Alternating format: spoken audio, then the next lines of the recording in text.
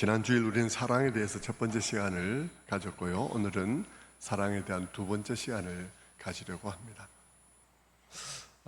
초점은 우리가 늘 사랑이라고 말을 하지만 사람들은 사랑에 대해서 무엇을 알고 있으며 우리 그리스도인들이 말하는 사랑은 어떻게 다른가? 우리는 사랑을 말할 때 우리의 사랑의 말 속에는 어떤 다른 요소들이 있는가? 우리의 사랑은 어디서 시작하며 우리의 사랑은 무엇을 지향하고 있는가? 이런 여러 가지들을 우리가 생각해 봐야 하는 것이죠. 그런데 지난주에는 그 중에서도 세상이 말하는 사랑, 우리의 사랑과 어떻게 다른가? 우리의 사랑, 세상이 말하는 사랑과 어떻게 다른가를 살펴보았습니다. 모두에게 공통된 한 가지가 있었습니다. 모두에게 공통된 그 한 가지는 인간에게 사랑은 너무나 중요하다는 것이었습니다. 얼마나 중요하냐 하면 사람은 누구나 자신이 사랑받는 존재라는 충분한 확신이 없으면 어떤 작은 일 하나도 자신 있게 할 수가 없다는 것입니다. 인간은 누구나 다 말을 하죠. 인간은 말을 하는 존재죠. 그런데 이 말조차도 우리가 사랑받는 존재라는 확신이 없으면 한마디도 자신 있게 할 수가 없는 것입니다. 그러니까 사랑이 얼마나 중요한지는 우리 모두가 알 수 있죠. 그렇지만 거기까지입니다. 인간에게 사랑이 얼마나 중요한지, 인간은 왜 그렇게 사랑이 필수적인 존재가 되었는지 그런 것에 대해서는 설명할 수 없고요. 사랑이 중요하다는 것만 우리는 이해하고 있을 뿐입니다. 왜 인간에게 사랑이 그렇게 중요한가? 왜 인간에게 사랑은 그렇게 필수적인 것이 되었나 하는 것을 설명할 수가 없죠. 그런 부분에 대해서는 성경만 설명할 수 있는데 성경은 그것을 아주 권위 있게 근원적으로 설명을 해주고 있었습니다. 모든 것은 인간이 하나님의 형상으로 지음받았다는 데서 시작하는 것을 보여주었죠. 하나님은 인간을 자신의 모양과 형상으로 지으셨는데 그 하나님이 삼위일체이신 하나님이라는 것이죠. 세 분의 존재가 한 하나님을 이루고 있는 것이니 세 분이 계신데 그 위격 사이에 아무런 갈등이나 분열이나 불일치가 없이 언제나 하나이신 그런 분이시니까 그분의 존재 자체가 본질적으로 그분이 사랑이란 사실을 보여주는 것입니다. 그런데 이 삼위일체이신 그 하나님이 우리를 자신의 모양과 형상으로 지으셨다고 말씀하고 있는 것이죠. 그러니까 인간의 본질적인 특징이 무엇이겠습니까?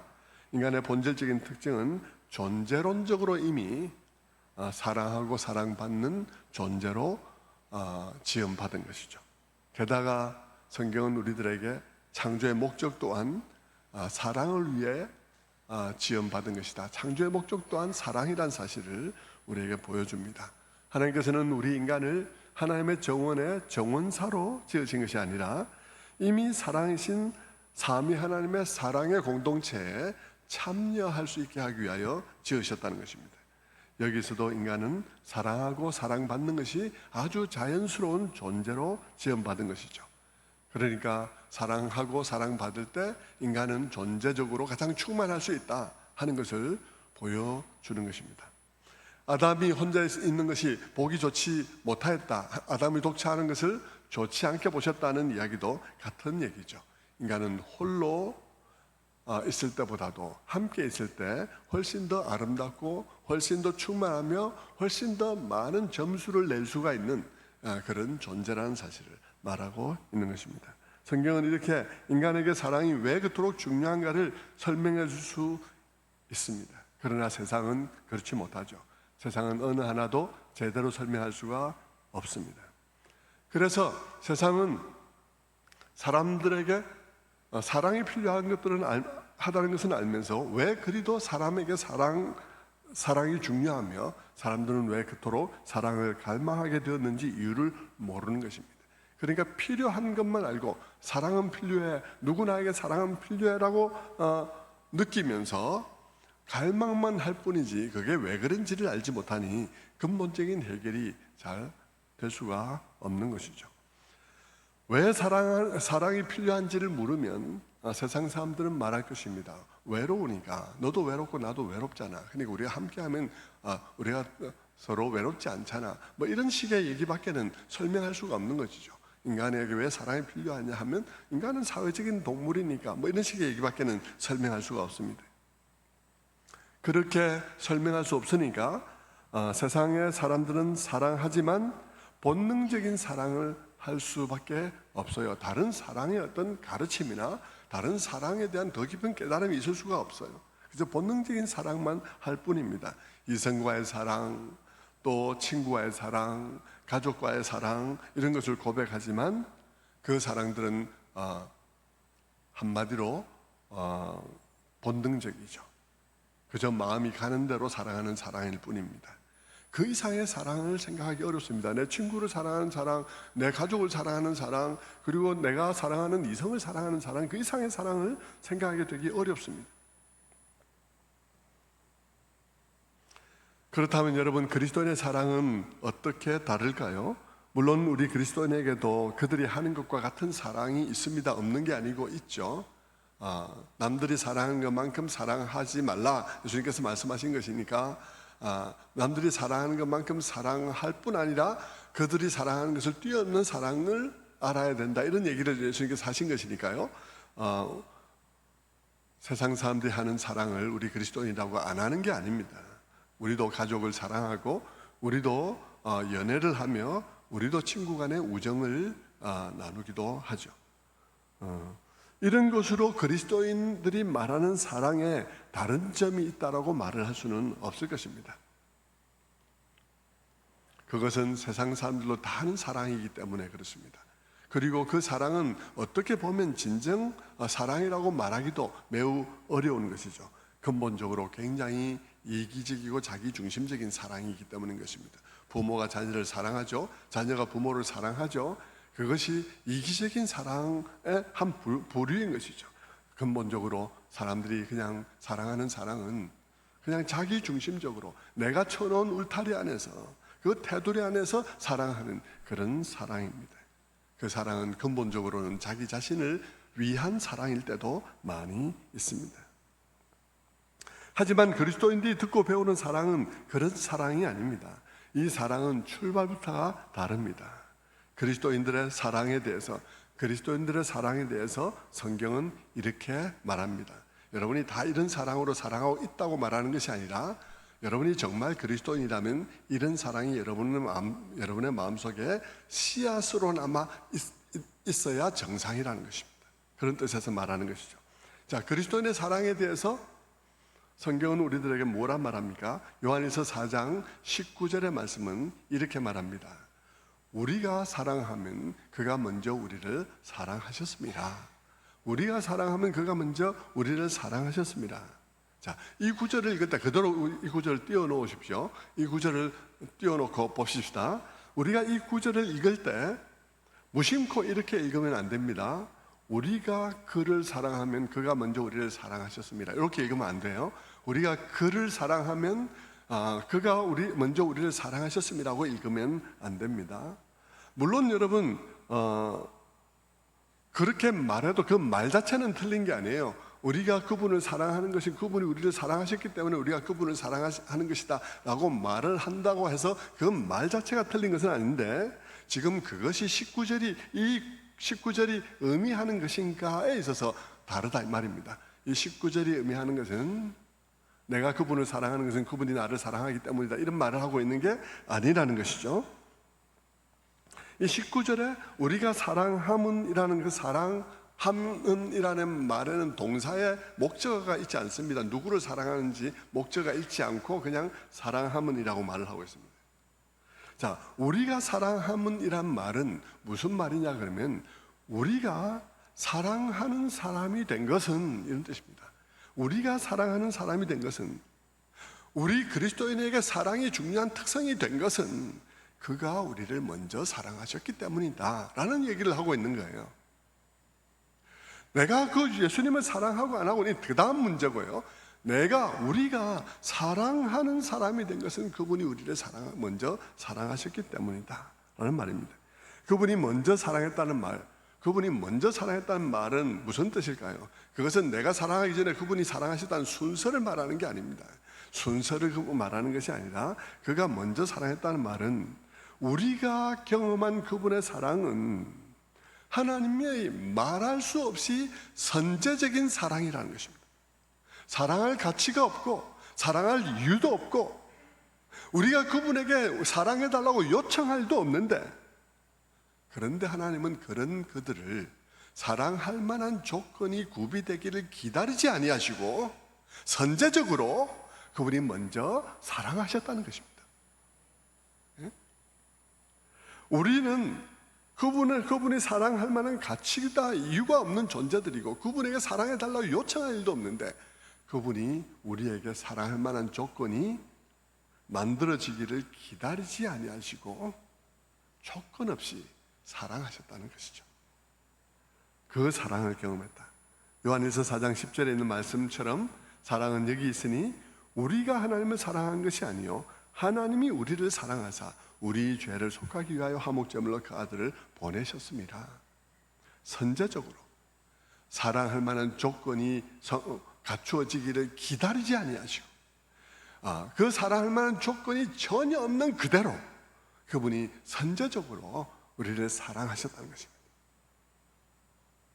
여러분, 하나님은 인간을 창조하실 때도 일을 시키기 위해서가 아니라 사랑하기 위해서 인간을 창조하셨었죠. 삼위 하나님의 공동체에 그 사랑의 공동체에 참여하기를 원하셔서 인간을 지어주셨습니다.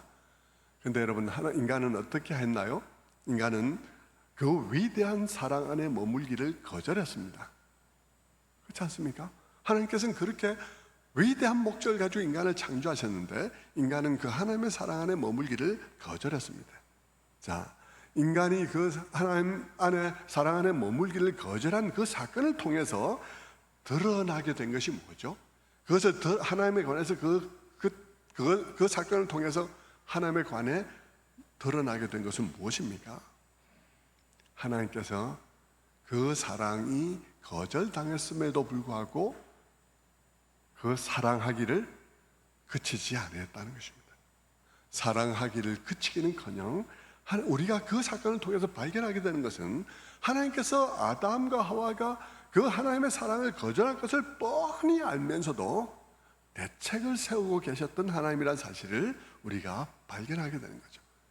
이것은 그의 그런 거절 사건, 반역의 사건이 없었더라면 나타나지 않았을 것인데 그가 반역하니까 드러난 것이 뭐냐? 그가 반역하니까 드러난 것이 하나님이 거절하실 것을 알고 이미 거기에 대해서 대책을 세우고 계셨다는 사실을 알게 된 거예요. 그 대책은 아예 그 사랑을 거절하지 못하도록 다리 몽댕이를 부러뜨려 놓는 게 아니었습니다. 거절을 방지하려고 자유를 미리 제한해 놓거나 아담과 하와의 머릿속에 회로를 손을 대신 게 아니에요.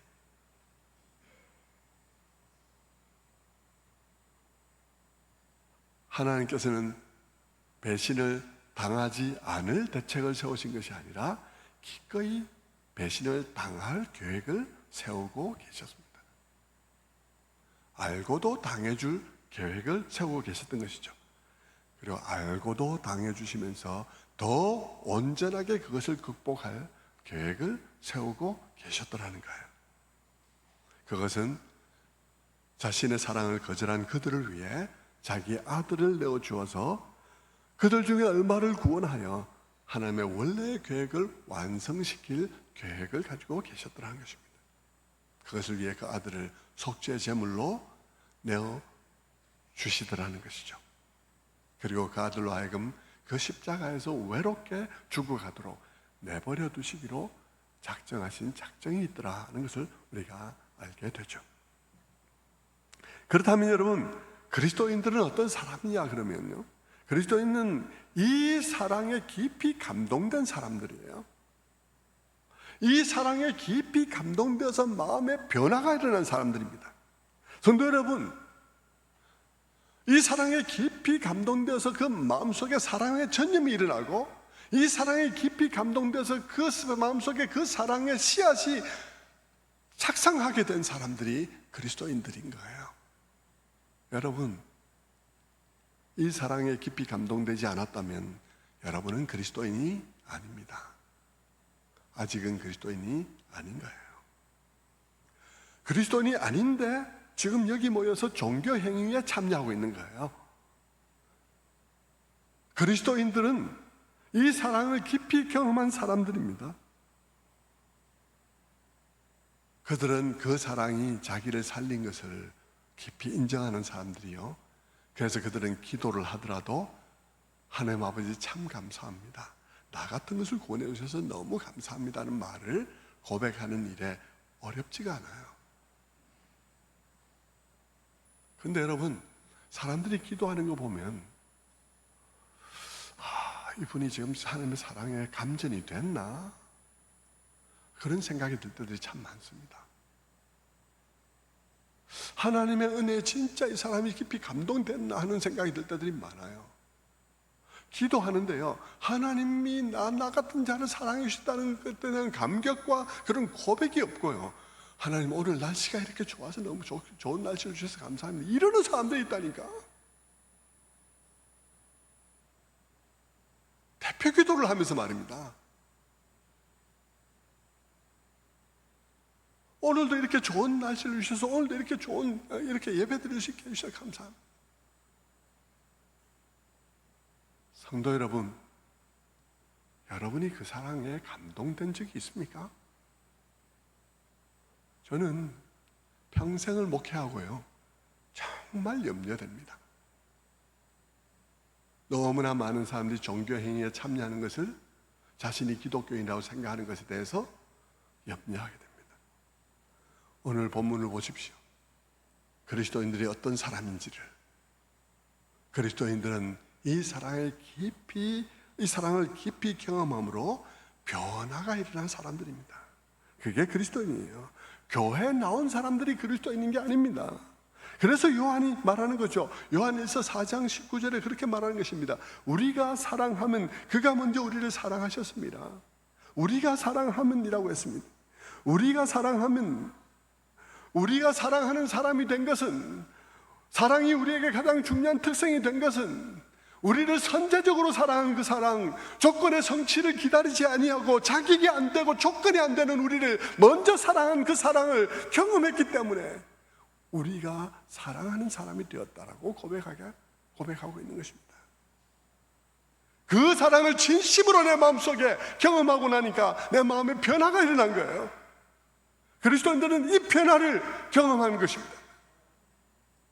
내게 본능적으로 자연스러운 사랑을 하는 게 아니에요. 내 자식 사랑하고 내 부모 사랑하고 내 친구 사랑하고 내 그런 고향 친구 사랑하고 이성을 사랑하고, 여러분, 그거 아니에요.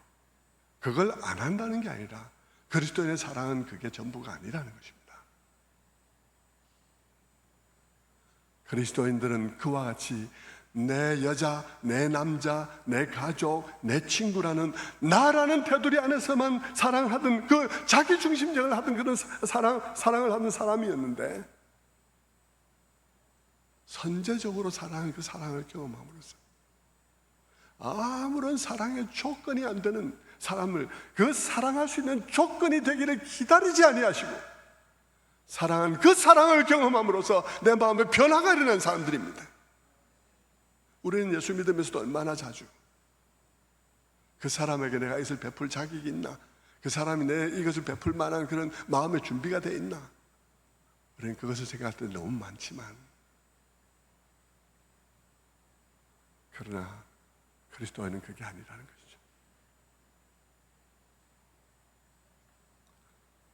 저는 그리스도인의 마음 가운데 이게 막 직분이, 중한 직분에 있든지 어떤지 간 너무나 그 마음이 인색함에 놀라울 때들이 있습니다.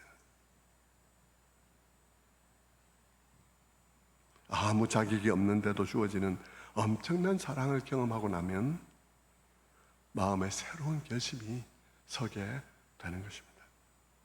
그것은 마치 우리의 마음속에 남다른 사랑의 씨앗이 뿌려지는 것과 같습니다. 그 사랑을, 그 선제적인 사랑을, 사랑할 조건을 기다리지 아니하시고 사랑하는 그 사랑에 충격적으로 부딪히면서 그 감동으로 인해 내 안에 그분의 사랑하는 것과 같은 그 사랑, 이기적 사랑이라는 그 종류가 다른 종류의 사랑이 내 마음속에 씨앗이 뿌려지는 것과 같고, 그것은 마치 여성의 자궁 속에 생명의 씨가 착상하듯이 당장은 현저하게 나타나지 않더라도 그 다른 생명의 씨가 그 안에서 점점 자라고 나중에 구체적으로 완성된 한 인격으로 나타나는 것과 같이 우리 안에 그 사랑의 체험이 그와 같이 착상되고 성장하는 일이 일어나는 것입니다.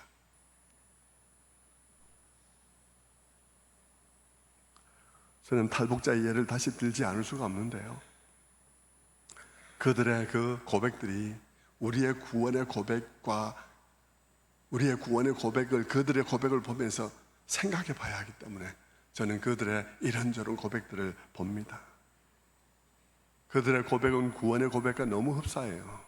그것은 한 세계에서 다른 세계로 옮겨온 것에 대한 고백이요, 그것도 어두움에서 빛으로 옮겨온 것이요, 그리고 사망에서 생명으로 종된 자리에서 자유자의 자리로 옮겨온 것에 관한 이야기인 것이죠. 그것은 그대로 우리의 구원에 관한 얘기예요. 출애굽보다 더 생생한 이야기예요. 그들의 이야기를 들어보면 북한에 살 때 그들은 남을 도와준다든지 이웃을, 내 것을 가지고 이웃에게 나눠준다든지 하는 그것이 없는 삶이었습니다. 그런 게 없다 보니까 그들에게는 감사라는 말이 없었어요. 감사라는 말이 있었겠지만 쓴 일이 너무 오래된 거예요. 그래서 평생 그런 말을 쓴 일이 없다는 거예요. 사랑합니다 이런 말 쓴 일이 없다는 거예요. 그런데 그들이 남한에 와서 엄청난 사랑과 베풀어 줌을 경험하고 나서 이구동성으로 하는 말이 있습니다. 그게 뭐겠습니까? 그들은 그들끼리 대담하면서 말을 합니다. 야, 이건 너무 고맙지 않니? 사실 남조선 사람들이 이렇게 경제를 이루고 이런 나라를 이루는데 우리가 보탠 게 뭐가 있니? 그러니까 이제 우리 정말 감사하면서 다르게 살아야 되겠다라고 그들은 고백하죠. 그러면서 북한에서처럼 살면 안 되겠다, 우리 탈북자들이 다 마음의 정신을 차려야 되겠는데 하면서 염려하면서 우리가 다 나쁜 생각을 버려야 되겠다는 생각을 하죠. 그러면서 그들은 말합니다. 우리도 언젠가는 나누는 삶을 살아서 이것을 갚아야 되지 않겠냐고 그런 얘기를 하는 것을 우리는 자꾸 듣게 됩니다. 남한에 와서 그 엄청난 돌봄과 배품을 경험하고 나니까 그게 너무나 큰 충격이 된 것이죠. 그 충격을 인해서 그 마음속에 변화가 온 거예요. 그들의 마음속에 나만의 가치, 그 인권의식, 그 돌봄과 베푼의 정신, 이런 것들이 그들에게 충격적으로 들어와서 잉태가 된 거예요. 그들은 인권도 처음 들어보는데 그들이 깜짝 놀라는 것은 죄인도 인권이 있다는 말에 깜짝 놀라버리는 거죠. 북한에는 그냥 멀쩡한 사람도 인권이 없었는데 남한에 오니까 죄인도 인권이 있다고 하니까 깜짝 놀라버리는 거죠.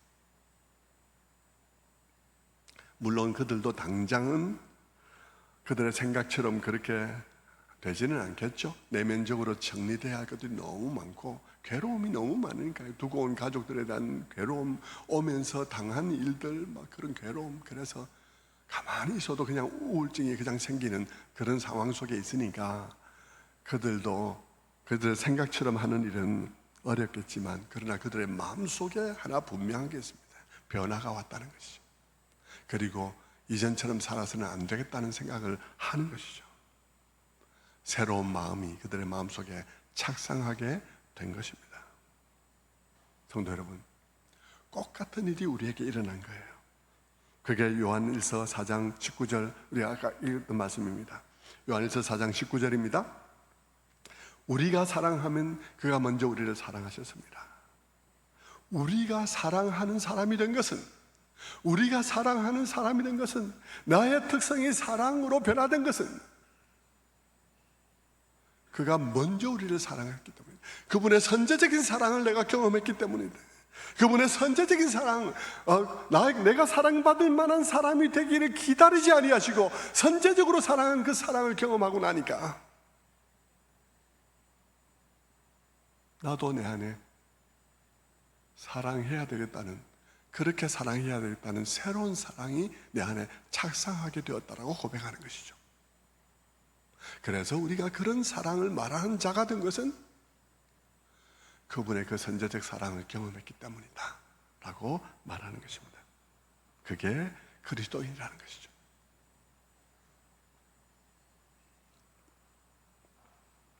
여기서 모든 차이가 시작되는 거예요. 같이 사랑을 말하되 모든 차이가 여기 생기는 거예요. 사랑의 질적인 면에서 그 사랑의 범위, 대상, 이 모든 것에서 차이가 일어나게 되는 것입니다. 세상도 사랑을 말하고 우리도 사랑을 말하는데 대상과 질과 범위가 달라지는 것이죠.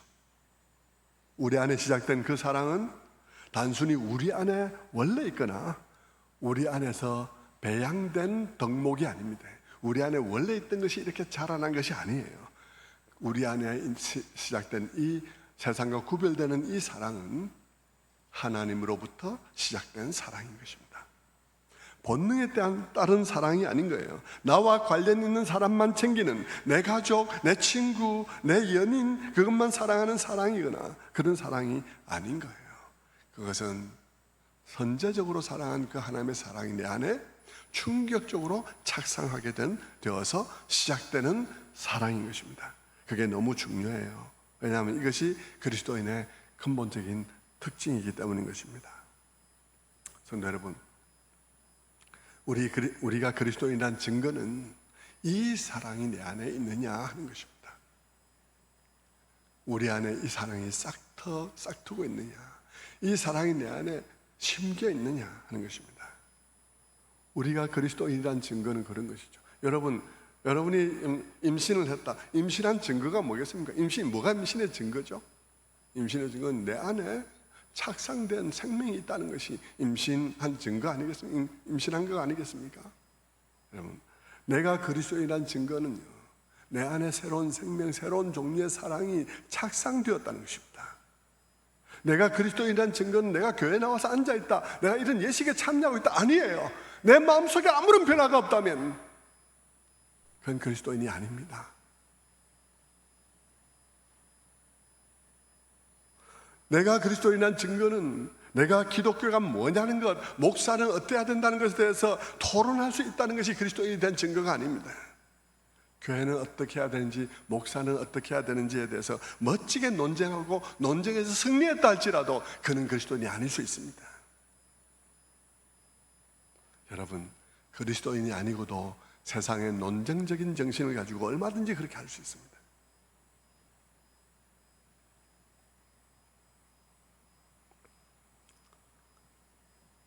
그러나 여러분, 그리스도인은 이와 같이 말할 수 있는 사람들이에요. 우리가 사랑하면 그가 먼저 우리를 사랑했기 때문이다. 내가 사랑하는 사람이 된 것은 그가 먼저 나를 선제적으로 사랑하는 사랑을 경험했기 때문이다 라고 말할 수 있는 사람인 것이죠. 저는 우리 사회에서 교회들이 너무 예수 믿고 구원 있는 것에 대해서 싸구려같이 막 마구마구 말하니까 저는 그 점에 대해서 정말 짚어드려야 되겠다는 생각을 늘 합니다. 한편으로는 복음의 너그러움과 그 모든 것에 대해서 말씀드리면서도, 그러나 동시에 여러분이 그냥 종교쟁이처럼 다니는 것이 구원받았을 것이라고 생각하는 것들은 절대 아니라는 사실을 저는 말씀을 드려야 할 것 같아요. 여러분, 구원받은 사람들은 그 놀라운 사랑을 체험함으로써 우리 안에 변화가 온 것이죠. 찬송가에 있는 것처럼 내 죄 사함 받고서 예수를 안 뒤 나의 모든 것 변했네. 그리스도인들은 그런 변화가 시작되었음을 감지할 수 있어야 하는 것이죠. 우리 그리스도인들은 사랑을 말할 때, 그리스도인들이 사랑을 말할 때 가장 중요한 것은 바로 이 사랑이에요. 내가 막 친구를 향한 사랑, 내가 가족을 향한 나의 사랑, 이런 종류가 중요한 것이 아니고요.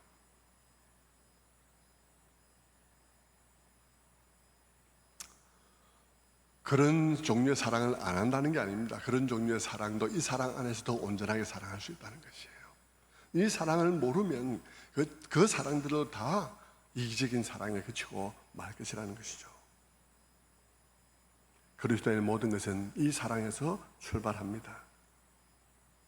부부의 사랑도 이 사랑이 모델이 되어질 때 훨씬 더 깊이 하나 된 사랑을 누릴 수 있습니다.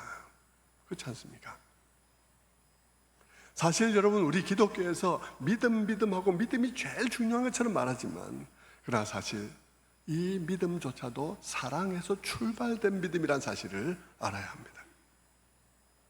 하나님이 우리를 향해서 구원 계획을 가지고 있었기 때문에 우리에게 믿음이 시작될 수 있었는데요, 그 구원 계획의 바탕에는 하나님의 사랑이 있는 것이죠. 그 모든 계획이 그분의 사랑 안에서 계획되어졌고, 그 사랑이 그렇게 끈질긴 사랑이기에 우리에게 사랑이 마침내 경험되었고, 그리고 그 사랑의 경험 위에도 오랜 동안 그분이 기다리는 인내의 사랑을 가지고 계셨길래 마침내 우리에게 믿음이 발생하게 되었습니다. 그러니까 여러분, 우리가 믿음하지만, 그러나 그 믿음에도 불구하고 제일 중요한 것이 사랑이에요. 사랑에서 출발된 거예요.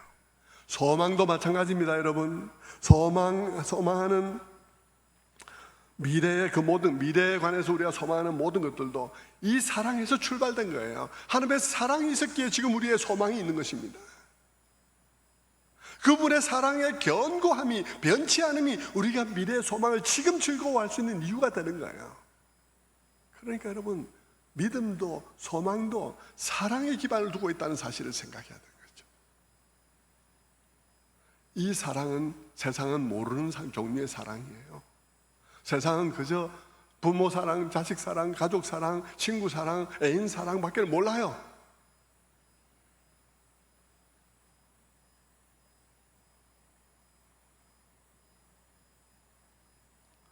우리에게 경험된 이 하나님의 사랑은 우리들에게 믿음을 주고 우리에게 소망을 갖게 하며, 그리고 우리들에게 사랑의 능력을 갖게 하는 것입니다. 그러니까 우리의 믿음과 소망, 사랑은 다 그분의 사랑에서 시작된 것이죠.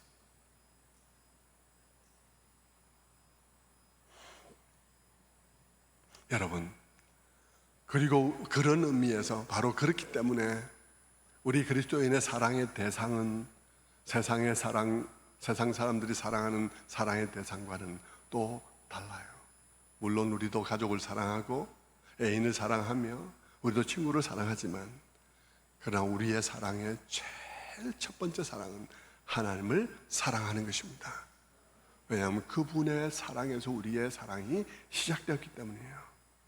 그분의 그 큰 사랑, 그분의 그 놀라운 사랑, 그분의 그 선제적인 사랑, 아무 조건도 없는 우리를 조건이 구비되기를 기다림 없이 선제적으로 사랑하는 그 사랑을 경험하고 나면 그 하나님을 사랑하게 되는 거예요. 그것이 우리 그리스도의 사랑의 대상의 첫 번째인 것이죠.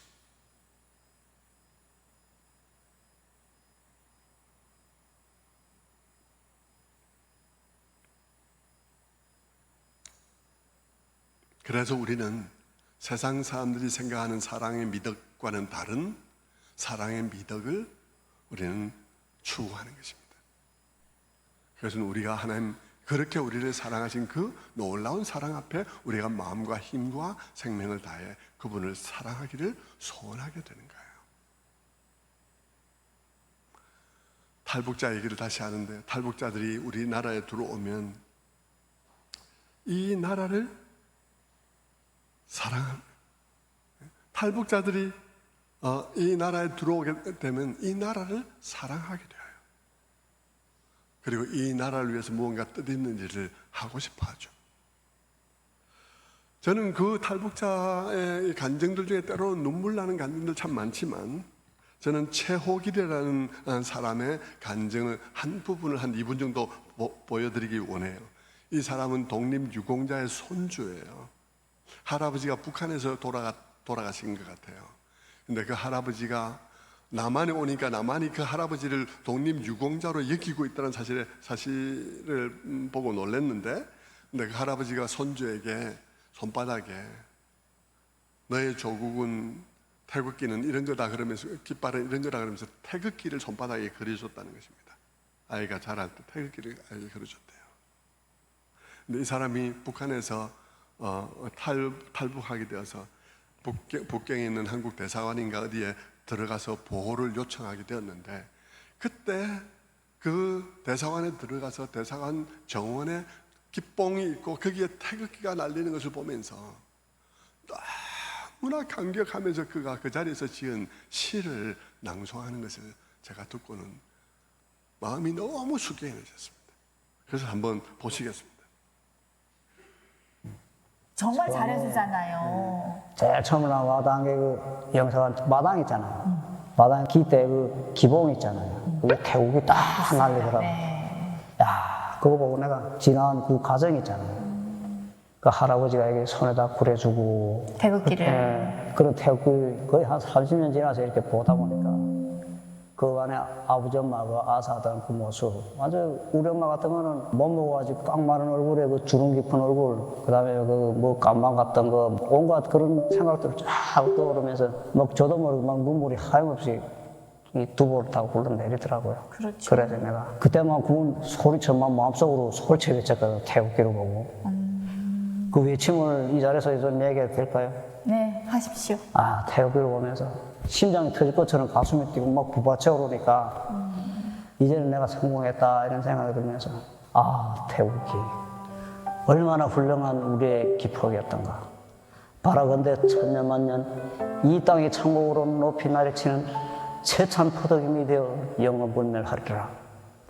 우리는 미래를 위하여 자기 민족을 위하여 우리 선열들이 뜨거운 애국인 역시 그대로 깃들어 있는 태극기에 대하여 충실해야 합니다.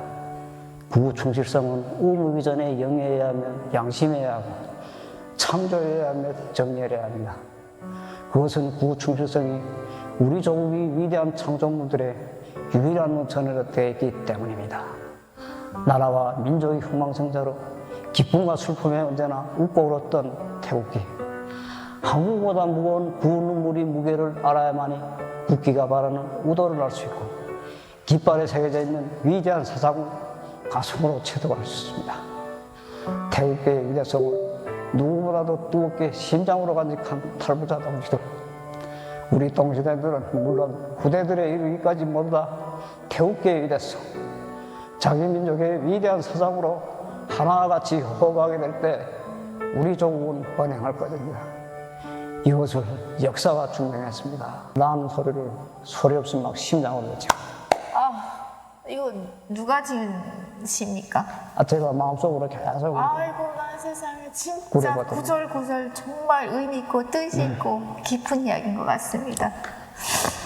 네, 얼마나 대한민국으로 오기 위해. 감동적이죠. 태극기를 바라보면서 너무나 숙연하게 그렇게 하는 그것을 보면서 저는 우리 그리스도인들이 주님의 나라를 향해서 그렇게 고백해야 되는 것 아닐까, 그런 생각을 했습니다. 성도 여러분, 우리가 구원받았다는 것은 하나님을 향해서 이 사람이 태극기를 보면서 그렇게 막 우러나면서 눈물을 흘리면서 그렇게 고백하는 것처럼 우리가 하나님 나라의 백성 되어서 하나님을 향해서 그와 같이 고백해야 되는 것 아닐까요? 우리가 사랑하도록 요구받고 있는 두 번째 대상은 우리의 이웃입니다. 원수를 포함한 우리의 이웃이에요. 마가복음 12장 30절에 내 마음을 다하고 목숨을 다하고 뜻을 다하고 힘을 다하여 주 너희 하나님을 사랑하라 하신 것이요 둘째는 이것이니 내 이웃을 내 자신과 같이 사랑하라 하신 것이라. 이보다 더 큰 계명이 없느니라. 요한일서 3장 16절에 그가 우리를 위하여 목숨을 버리셨으니 우리가 이로써 사랑을 알고 그분의 사랑을 통해서 우리가 사랑을 압니다. 우리는 사랑을 사전에서 배우는 게 아니고요, 우리는 사랑을 영화에서 배우는 게 아니고요, 우리는 사랑을 그분으로, 그분의 사랑으로부터 사랑을 배우는 것입니다.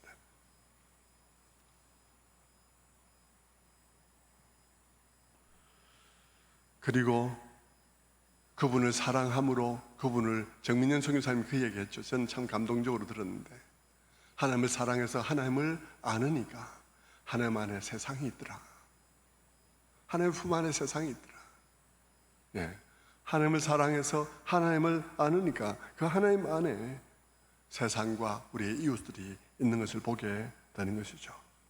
그래서 이전에는 나의 가족, 나의 친구, 나의 연인만 사랑하던 그런 사랑을 넘어서서 우리를 사랑하신 그 하나님의 사랑을 기억하며 우리 이웃에게도 우리의 사랑의 문을 여는 것입니다. 거기에는 원수도 있다는 사실을 우리는 기억해야 하는 것이죠. 예수님께서는 너희가 네 이웃을 사랑하고 원수를 미워하라고 말하는 것을 들었다고 하지만 나는 너희에게 말한다 그러면서 산상수훈에서 그렇게 말씀하십니다. 마태복음 5장 43절에 또 내 이웃을 사랑하고 내 원수를 미워하라 하였다는 것을 너희가 들었으나 나는 너희에게 이르노니 너희 원수를 사랑하며 너희를 박해하는 자를 위하여 기도하라.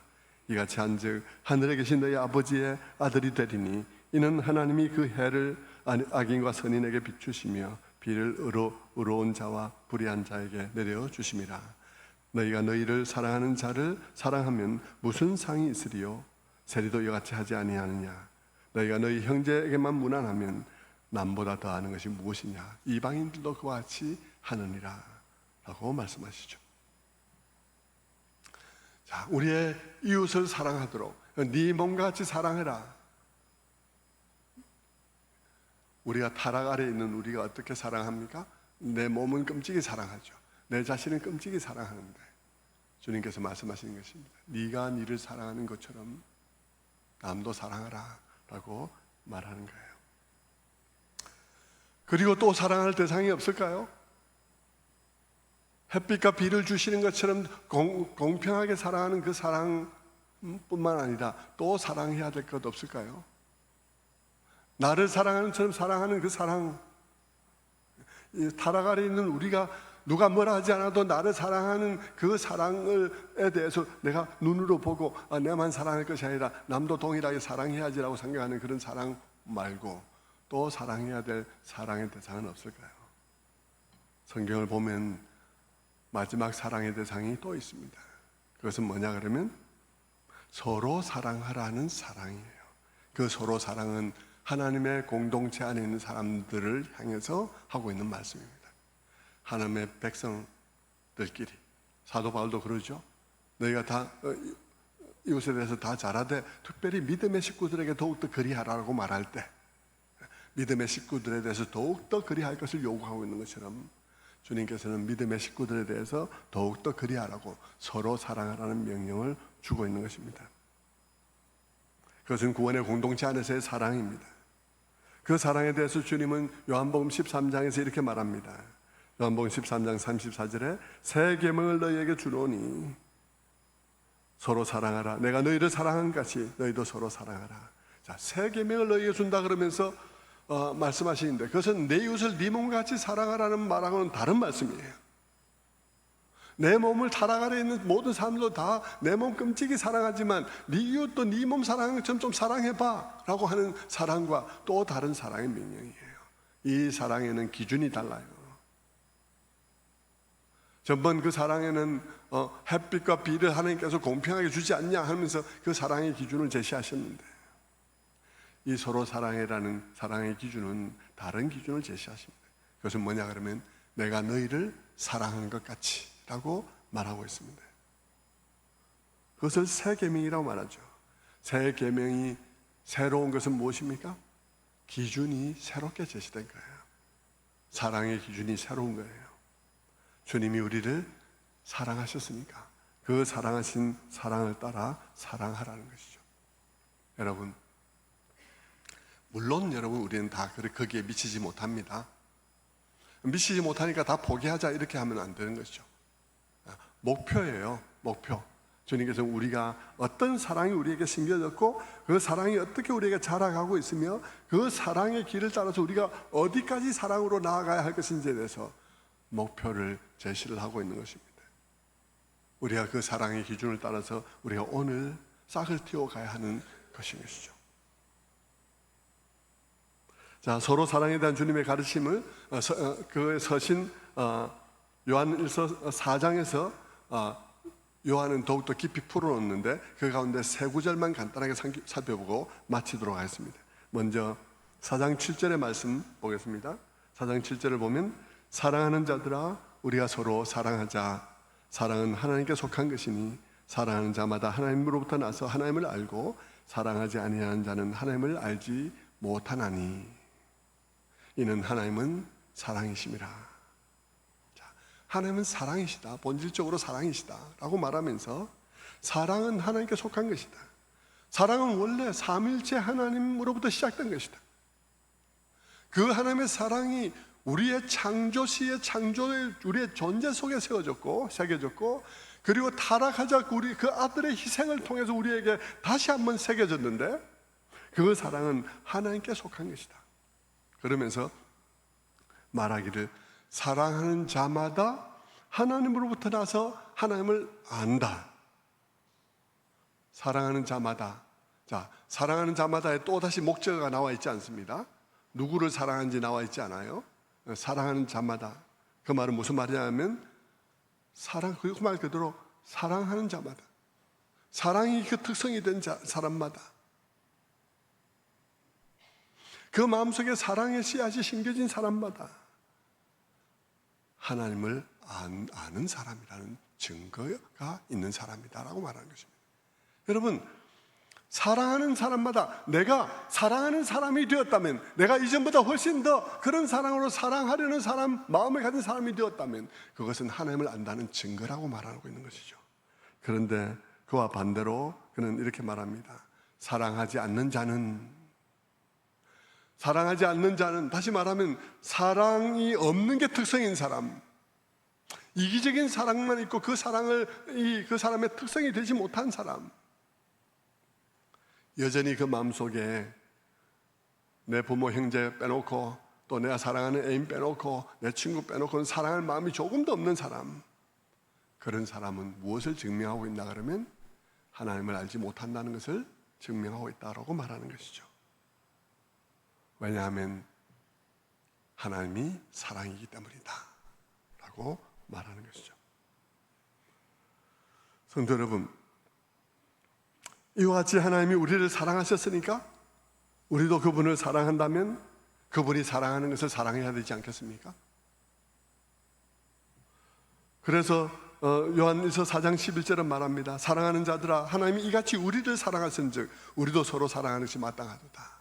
여러분, 우리가 하나님을 사랑한다면, 그분의 사랑이 우리를 감동해서 그분을 사랑하게 되었다면 그분이 사랑하는 것을 그분이 사랑하는 방식으로 사랑해야 되지 않겠습니까? 그러니까 그분이 무엇을 사랑하나 보니까 우리를 사랑하셨어요. 우리에는 나만 있는 게 아니죠. 다 서로가 다 들어있는 것 아니겠습니까? 그러니까 우리가 서로를 향해서 그분이 사랑하는 것처럼 사랑할 마음을 가져야 하는 것입니다.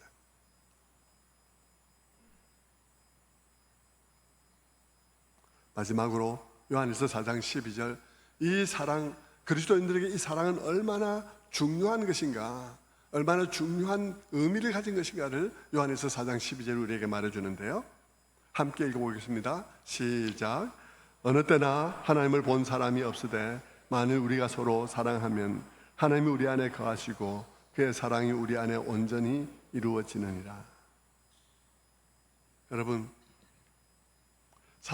우리에게 사랑이 가지고 있는 중요한 의미가 무엇이냐? 우리가 사랑할 때 하나님께서 우리 안에서 하나님을 나타내신다는 거예요.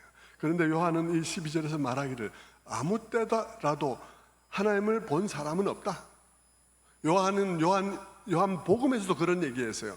아무 때라도 하나님을 본 사람이 없으나 하나님의 독생하신 예수 그리스도가 하나님을 나타내셨다고.